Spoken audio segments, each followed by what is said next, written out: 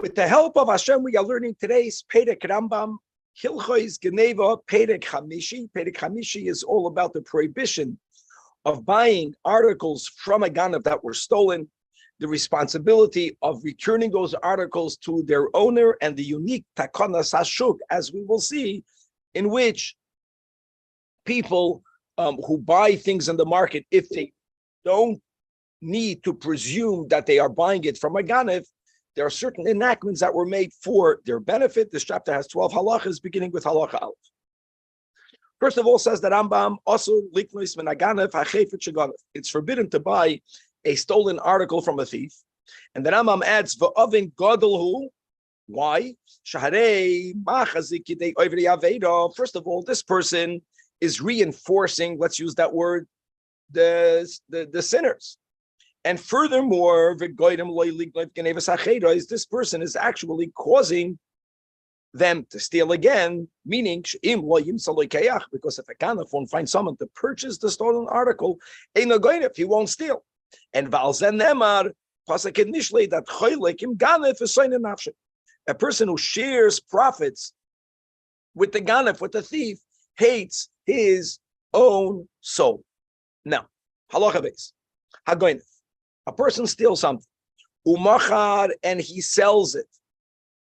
Now we have to remember a couple of dinei kinyanim, and that is, as the Rambam paskins, that if there is a yush, a despair from the owner giving up hope that he'll ever get back his lost article, and there is shinui rishus, which is exactly this case. Shinui rishus doesn't mean that it went from the rishus of the owner to the rishus of the ganav. No, it means that the ganav sold it. Then the article itself, taka, belongs to the buyer.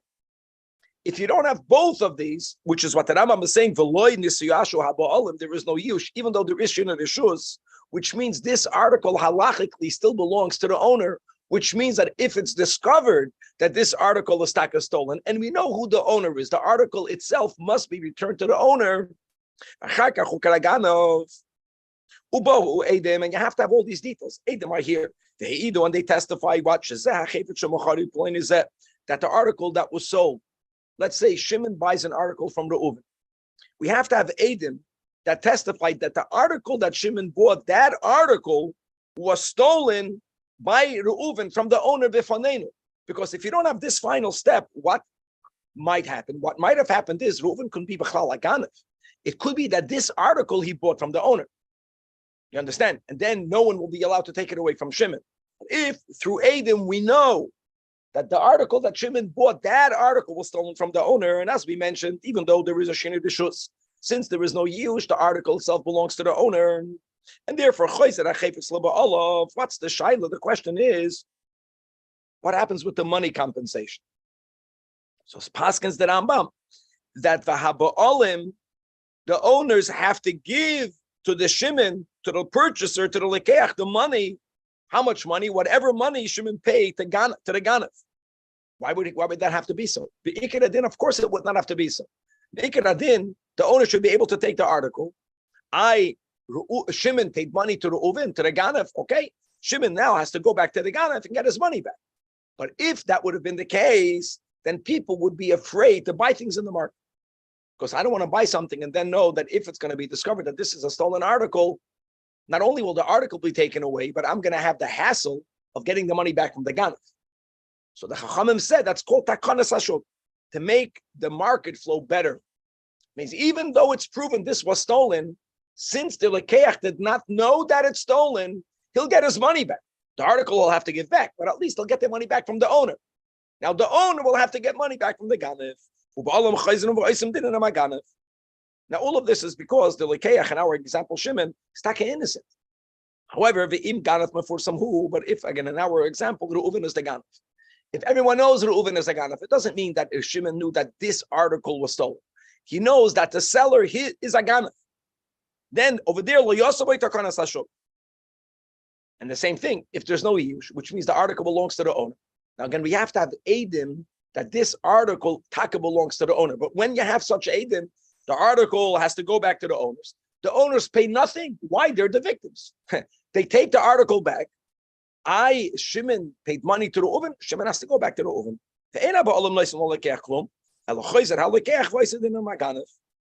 And good luck to him. And if he could, okay, so that's clear. So that is really the yisoid of this chapter. Halacha Gimel continues the Rambam that if nisyu ashu haba olam in agneva. However, let's not forget, if you have yush, despair, and there is also shenei reshus, and the Rambam adds, as we will learn, that bein shenisyu ashu v'achar kach mochar agana, bein shenisyu ashu achar shemochar agana, that makes no difference when there was yush. It's now that you have both of these factors, so the din is kana halakech b'yush v'shenei reshus, which means that Shimon, in our example, doesn't have to give back this lost article. Elama, what has to happen? Now, it doesn't mean that the owners, they are victims. It doesn't mean that they lose. It means that they don't get back the article. They do get back the money. Question is, from whom do they get back the money? So here goes the same logic, that if the ganaf was mefursam, it's in the case where there is no takanas hashuk, then noisin lohem hadamim and wakam mefursam, then Shimon Dolikeach has to give the value. He has something that really is stolen. Its value must be given. He paid for it already. He has to get that money back. You understand? From the ganaf. Why? Because he knew that he's buying it from a ganaf mefursam. Or if he doesn't buy from a ganaf mefursam, this is another extension of takanas hashuk, not the chayfetz, because there was yush and shenei reshus. V'lo damim, because he's innocent. Takanas hashuk. Hold on. Elamad, the ganaf has to pay the money back to the owner. Very good. In other words, when he bought it from a ganaf that's not mefursam, let's go into the nuance of how much money. So if we don't know how much money he paid, so who do we trust? The din is we trust the lekeach. Interestingly, the Rambam changes from the word lekeach to the word tagad. The word tagad normally means a trader. In our context, it means the purchaser. It's not enough for the purchaser to say how much money he paid, but midrabanan he has to take an oath, and there has to be an oath ke'ein doiraisa, which is benekitas chayfetz. Harei hatagod nishba benekitas chayfetz b'kama lokach, and the notal menaba olim. And the Rambam writes as a rule, you should know that anytime someone swears and they get money, the notal menaba olim, that shvur is a shvur midivreim. Even though people think, if it's benekitas chayfetz, it means it's doiraisa. That's not true. As the Rambam writes clearly, right, there are only 3 biblical oaths. However, the other oaths are not all in the category of shvuas heses. Some of them are the rabbanan kein doiraisa, and this is one of them. The nishma benekitas chayfetz k'moshes b'arman mekoymai, as we will learn in the Chostain B'nitten. Okay, halacha. Similarly, in the case where he bought it from a ganaf mefursam, in other words, when you buy from a ganaf mefursam, you have to give it back to the owner. The Shimon doesn't get anything from the owner. Now he's going back to the ganaf, right? And he's telling the ganaf, listen here, I paid you X amount of money, give it back to me. Now over here, unlike in halacha dalit, here the ganaf knows how much money he got paid. It's before the ba'alim didn't know. They had a suffix. Here it can be buddy against a buddy. But don't forget, who is counterclaiming? Obviously, a lower number. The ganaf. The ganaf has no nemanos. No, it's you only gave me a less amount of money. I'm going to give you back the lesser amount of money. Here again, now, before, of course, the Tagar makes the shvur. The Balabais didn't know how much money. Over here, you would argue, let the ganaf, right, make an oath. He's arguing that he owes less money. Now, normally, if I tell you owe me 100 and you argue that you owe me 50, that's a classic way of a mixes, right? But we can't say over here that the ganaf should take an oath because the ganaf is not neman al hashvua. So therefore, again, the tiger will be nishba. Why doesn't the ganaf swear? In a ganaf yochel yishava mepnei shu chashud al hashvua gavaldik, and all of these dinim we will learn in greater detail in Hilchos Tayin V'nit. Halacha v'ov. Ganaf or para b'chayv. Person owes money. Reuven owes money. Reuven steals an article, and he uses this article to pay back his debt. Or Similarly, ganaf uparabe kefir. In other words, money is owed to a merchant, and you have credit. Like you go to a market, right? And they write down how much money the family took in eggs and then milk, and then after a certain amount of money, you have to pay back. It's similar. It's a loan. So if a person owed money, Reuven owed money, and he stole and he paid the loan, here we're going to the same scenario. There was no yush. There has to be edim that can prove that the article that was used to pay the debt belongs to a balabas who didn't have yush. That article has to go back to the balabas. So what did we learn in this chapter? The concept of takanas hashuk. Says that Rambam that in the case where someone paid back a debt, ain't b'zeh mishum takanas hashuk. Takanas hashuk means that Chazal didn't want that when people go to the market to buy something, they should have this concern that maybe this is a stolen article and they're going to end up not only losing it, but not getting paid for it. And that's going to make people hesitate buying. And whenever people hesitate buying, the whole cash flow in the market doesn't work well. We don't apply it over here. The Elamah, we go to the Iker. And what's the Iker adin? The owners, they take back their article without having to pay anything. Hold on. And now you're back to the original debt. No, it's the guy thought he got his debt paid back with the article. The article is taken away so that the Ganef owes the money. Another scenario, Mishkein Hageneva. That's different. In other words, someone loaned money to Reuven, but Reuven, he tells Reuven, I'll lend you $100, but how do I know you're going to pay? So Reuven steals an article and he uses it as a mashkin. Now, the mashkin can be in the value of the loan, the mashkin can be lesser or more, makes no difference. In all of these cases, here we do make takanas hashuk. Same concept that when people loan money, we want for people to be able to borrow money easily. And what allows lenders to lend is by them taking a mashkin. And as we know nowadays, the moment you tighten the credit, it stops the whole cash flow. Whenever the economy is slowing down, they loosen the interest rates. They make it easier to borrow money. So that's what you need to do over here. So then haba'olam noisten labal hamashkin. They have to give the money to the Bala Mashkin. Like this, people won't hesitate lending money. But like we learned in this chapter, when do we make a kanas hashuk? If the person is not a ganaf mafursim, elam kein hoyse ganaf mafursim kamay shubi yarnu. Halacha zayin keyach mi ganaf she'enem mafursam. Bein shalok ach mimenu shava meya b'masayim. He overpaid. He really underpaid. As we mentioned, what's takanas hashuk? The money that you paid, you purchase, or you get from the balabayas.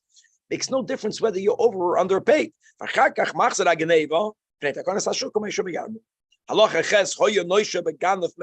a person was owed 100 zuz from a ganef. So the ganef went. He stole something and he paid it back. What happens very often? The moment someone pays back their debt, they go back to the same lender and they say, listen here, the lender, you see, I'm a trustworthy person. I paid you back. Lend me money again. And that's what happened. So this is not that he gave it as a mashkin. He paid back a debt. For paying back a debt, we learned in halacha vav, there is no takanas hashuk. But then he took a new loan. Taking a new loan ala mashkin, for that there is takanas hashuk. Here we say, we don't make takanas hashuk because he did not give it as a mashkin. Because it wasn't like giving him a mashkin. Elamai, you gave him a new loan. So it goes without saying, like the Magen Mishnah speaks out, that if the Ganav specifically requests for the second loan to be given because of this article at Tahainu, a mashkin, then he gets the money back from the owner. Halacha 9, halacha 10, lokach b'ganav she'enim aforsim ameyam.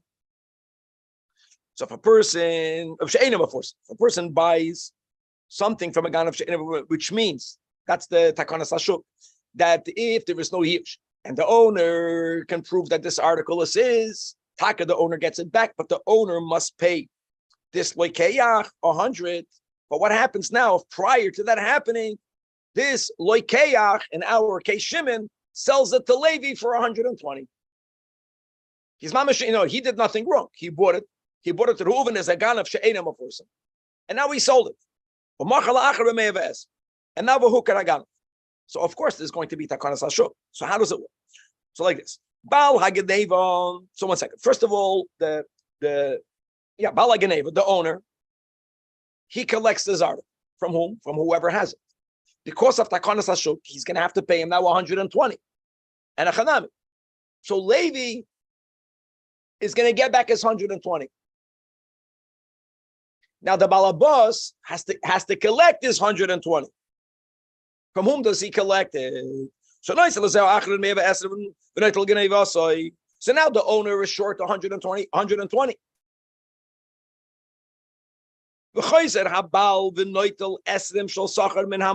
don't forget, that in our case, the moiched here is Shimon.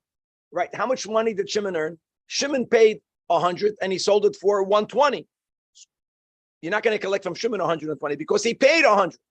So the 20 of profit he collects from Shimon, and the 100 he collects from the Ganev. In other words, now the balabas takes it from Levi in our example without paying him a garnish. But Levi is short 120. So so he gets his 120 back from Shimon because he paid to him 120. Now Shimon is not going to collect the 120 because Shimon only paid 100 and the chanami. The 20 profit is unprofited, but the 100 he gets back from the ganev. Now you got it. That's a simple formula. It makes a lot of sense. So now we got that. So if there's a Yehuda, and there's a Yisachar, and there's a Zvulun, it's always going to be the same thing.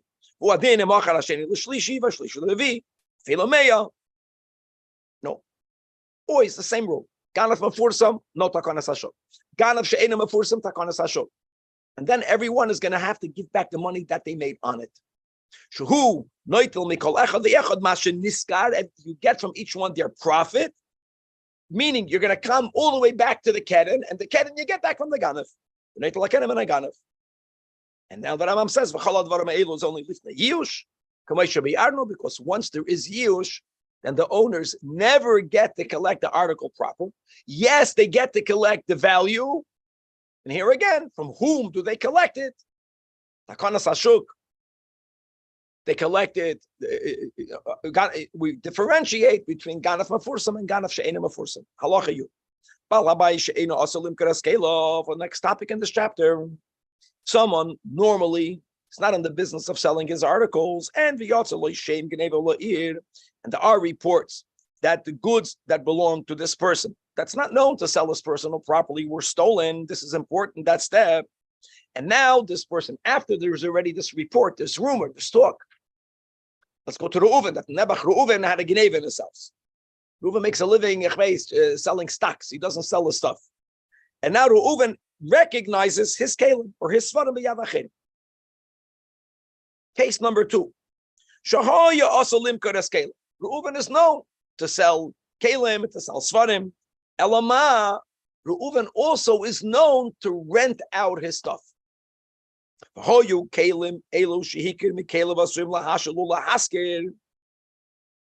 whenever, like if someone knows that you have a rent a car, and people recognize your cars, if your car is found biyad acher, stop.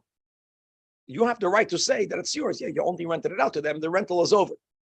If they claim they bought it from you, it's already not the usual, right?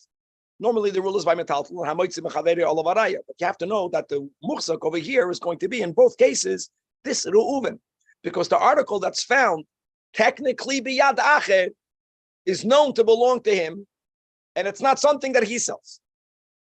Now he has to prove that this used to belong to him. See, that he has original. So imbo Adam shizak Caleb shulzem used to belong to this Reuven. He's going to get it back. I'm sorry, so the guy that has it is claiming that he bought it. What did we learn in this chapter if he claims that he bought it? Because of Takanas Hashuk, if you buy something not from a Ganaf Mefursam, even when you have to give the article up, which you have to give up in this case, you're going to get your money back. We also learned you have to take an oath how much you paid for it. And Benekitas Chayfetz, which really, for most people, it's going to scare them off if they're dishonest. And that's the rule over here. So now, so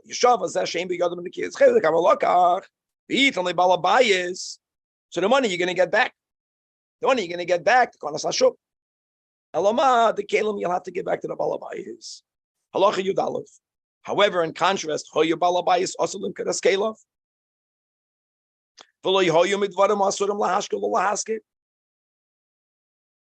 So this guy can claim, what are you talking about? I don't have to give anything back. Even though there is a rumor that this Reuven had stuff stolen. Whoever bought it gets to keep it because he doesn't get to claim I didn't sell it. Even if there's Adam, see, before we learned that the Adam witnessed it being stolen. Of course, if that's the case, that's not even shaykh over here. Here, we don't have Adam that testified that it was stolen. That's the nuance over here. In the exception, that if you have people that we know, so let's say the Balabayis is Yehuda. People we know through Adam slipped in Yehuda's house.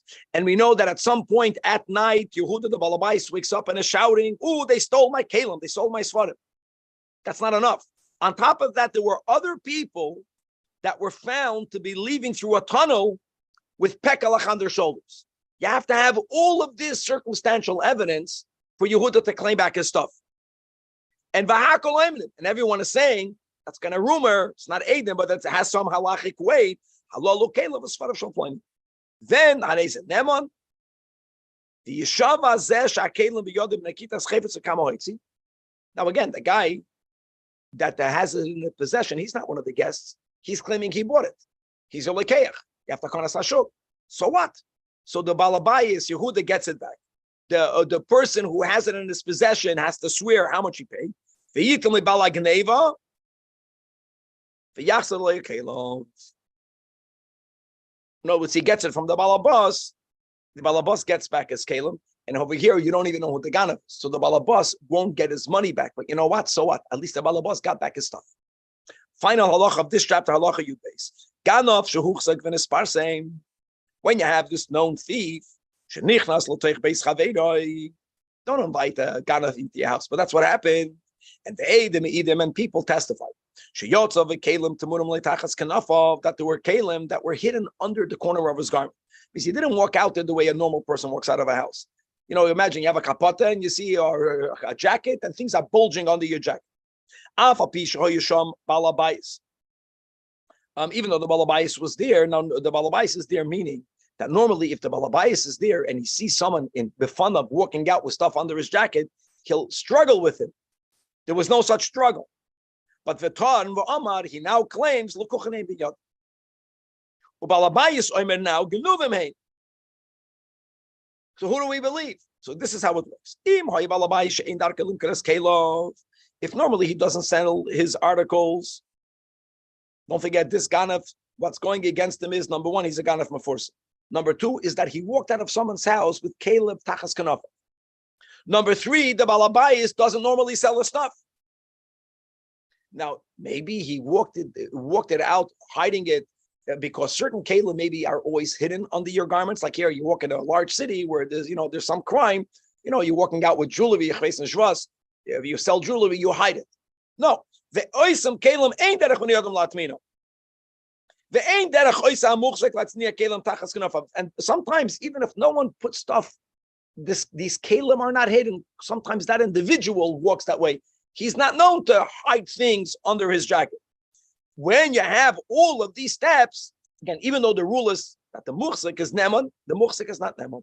Harei balabais neman, the nishwa benekitas chayfetz, the noitel kelov. However, ve'im ein adam zeh muhsik b'genev. In contrast, even though the balabais can prove that they used to belong to him, ein balabais neman. Elo, here you have a typical case of a kofer hakol. Since he's a muhsik, in the case where he's not a ganaf mafursim, the balabais is not believed. The balabais is claiming you owe me that. He's saying I owe you nothing. So the rule is by koifer hakel you make a shvua sesses, which will be the case over here. Ela nishba zeh shekelim b'yadai shvua sesses shekelim elu lukucham b'yadai and v'hoylech unageit gezuntei gewaldig. Chavra Rambam Hilchos Geneva Perek Shishi is really a continuation from what we learned in the previous chapter of the great prohibition or the oven gadol of buying stolen articles. As the Rambam writes, number one, you machzik yidei oivnei aveda. First of all, you are reinforcing them. And number two, you're causing them to steal again. If no one would buy anything from a ganef, he would never steal to begin with. So what's going to be now if you find schoira and you have a chashash, maybe it's stolen schoira. So we're going to have a whole chapter. It's really a short chapter. There are 9 halachas in which we say certain articles as a umdana that it's not stolen. Sometimes we have as a presumption, a halachic presumption that it is stolen, and therefore, either you could or you cannot buy it. That's the topic of this chapter, beginning with halacha aleph. So the chapter has 9 halachas, halacha aleph. Kol davar shechaskosei shu ganav. If there is a chazak, we don't know, but there is a halachic presumption. Then, as we learned in the previous perek, asur likachoisa. V'chein im roiv oisa hadavar shu ganav. If the majority of this type of schoira in this location is stolen schoira, ein loik chenoisa, you may not buy it. In Brazil, when I grew up, there was so much crime there that there were certain markets. That is where they sold stolen articles. I'm not saying that it's mutter, but why do they have such a market?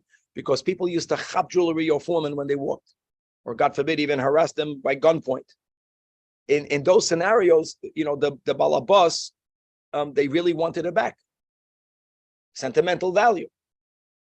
So the ganef wanted money. The ganef would sell it to the market, and the owners would know to go there to look for their own schayr.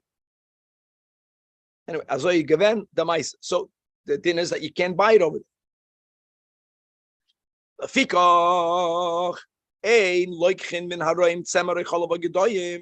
So now let's begin with these presumptions that one may not buy from shepherds, whether it is wool or milk or kids that may not be bought. Why may not? Because since they are shepherds, the presumption is it belongs to the owner. But you could buy from them milk or cheese in the desert because since the owners don't see them every day, and these are articles that get ruined very quickly. Milk doesn't last. A milk that lasts over here is because it's fake milk.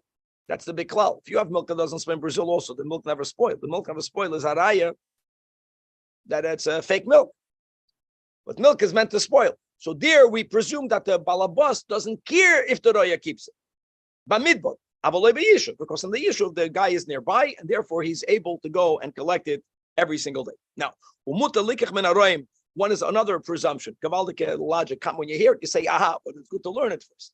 Whenever someone is selling such a large quantity that if it's noticeable, the owner would have noticed it being missing.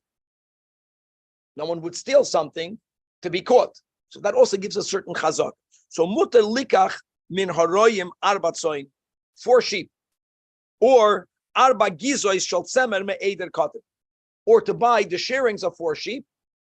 Both cases, if you have a smaller herd, the Rambam doesn't define what that number is, but it means it's a herd that if 4 would go missing, the balabas would notice. So we presume no one would steal it. Or if he has a larger herd, however that's defined, 5 sheep or 5 shearings, no one wants to be caught. So that in itself is a raya, or gives us the chazaka that it was bought by the shepherd or b'reshusai, and you are allowed to buy it. Halacha beis klal shel davar kol sharoya michroi im hoya balabayis margish boy, then mutalika choisem in aroy. But ve'im ein balabayis margish boy, then asur lika choisem. Halacha gimel ein loichen misham ni peides eitzamay peides. A person we may not purchase wood or produce from a watchman of produce for stays, because we say that maybe the watchman stole it. Ela bisman, in the following scenarios, that they are selling it so mefursim, they wouldn't do it if it's stolen. What does it mean? That they are sitting and they're selling merchandise from baskets that are opened in front of them. and or vahapelis. Pelis is scale. Certain things are sold in baskets. Certain things are sold by weight. Was they're selling it bepumbi and lifneim sharei hadover golavi yesh lekoil. Same logic. When do we say that? If they're selling it mipesach hagina, from the entrance. If they're selling it from the rear of the gina, even though they have baskets, no, maybe the guy thinks someone will see. Now, even if they're selling it from baskets and from scales and from the pesach hagina, if the seller, the shomer, tells the buyer, "Oh, hide it," when only says hatmein, that's it. Why you hide it? Is that the chazaka that it's stolen? Also likach mehem. Another than you are always allowed to buy from others, from a sharecropper, because a sharecropper is a part balabas. You can say he's selling from his part. There you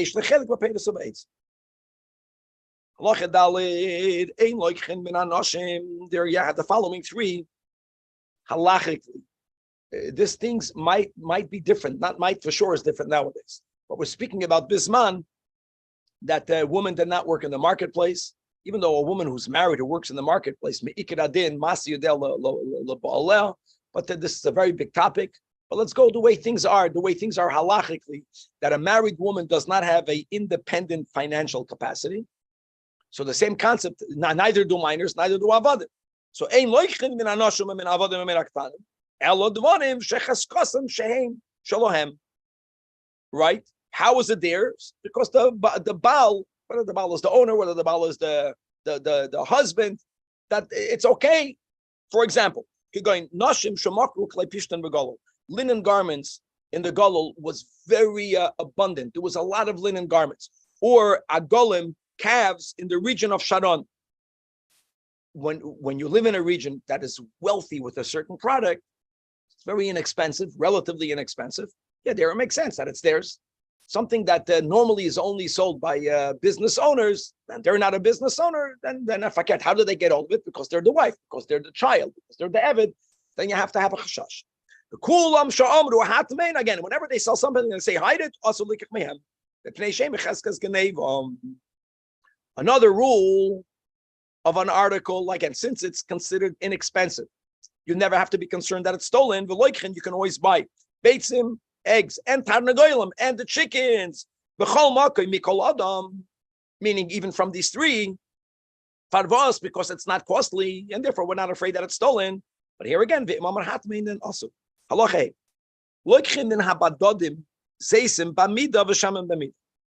other words, if you're buying a large measure of olives or a large measure of oil, if you're buying it from a badad, the badad is someone who owns an olive press but who doesn't own the olives. So what's the chashash?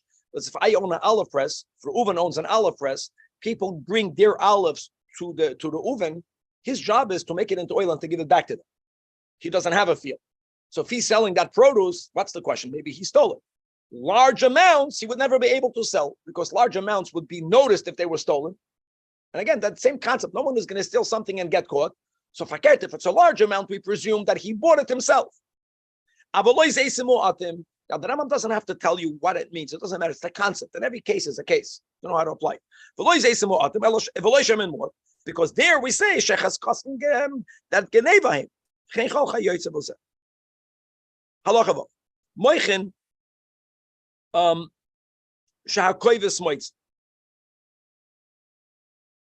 So there's let's call this fluff.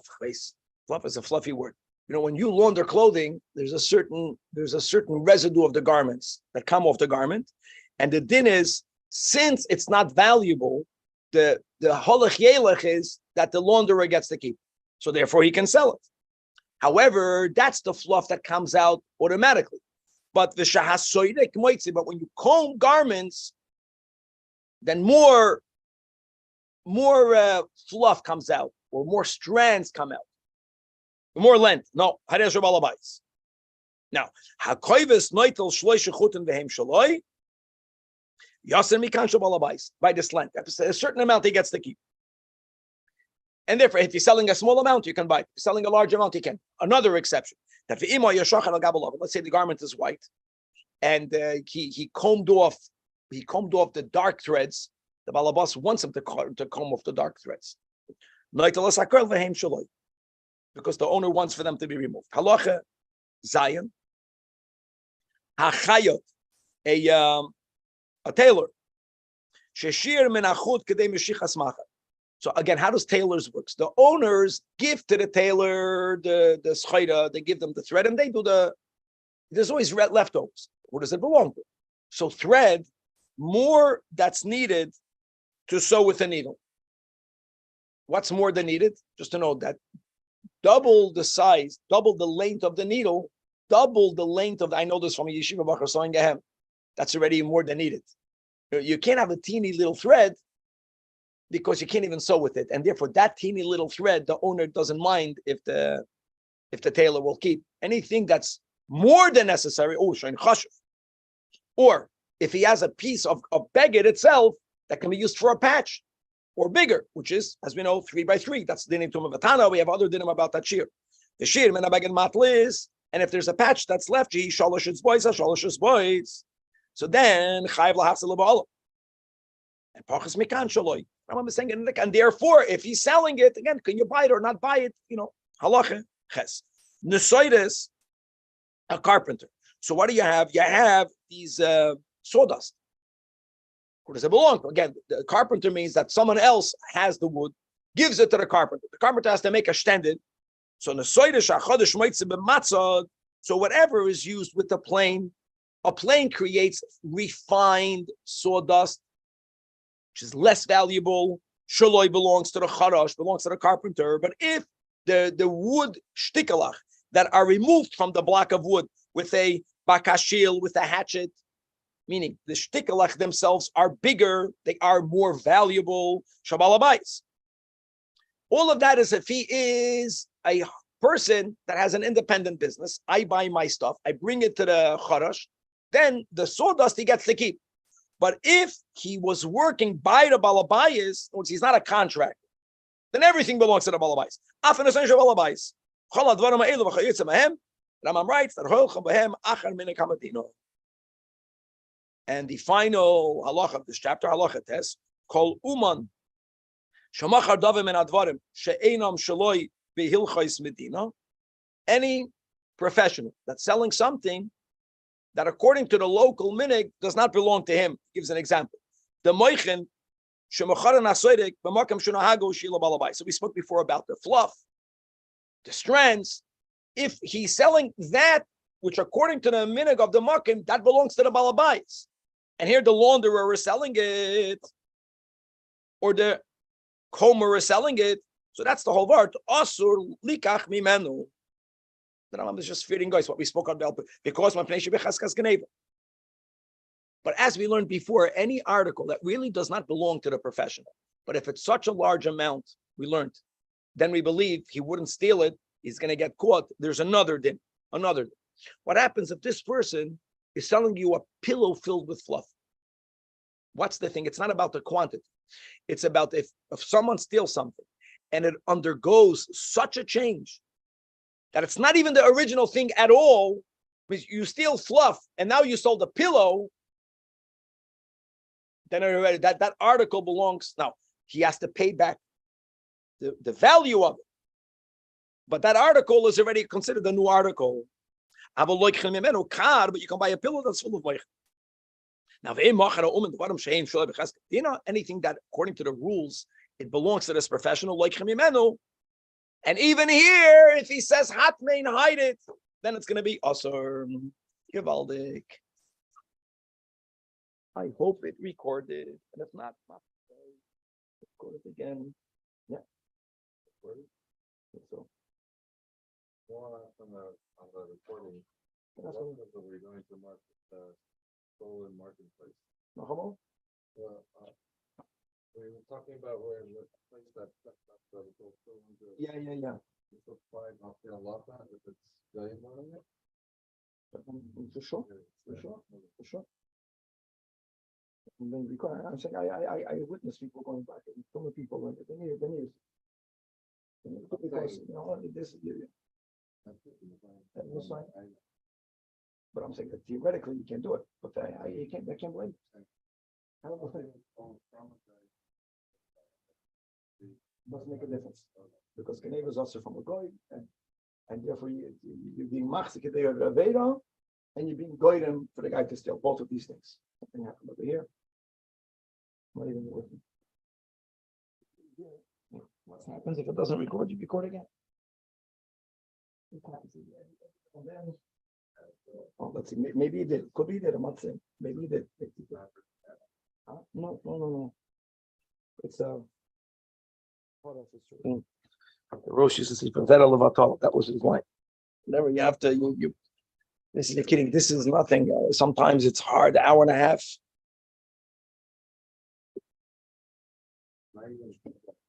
I know. I'm really doing one page today. It was whatever. Not that much. I'm saying.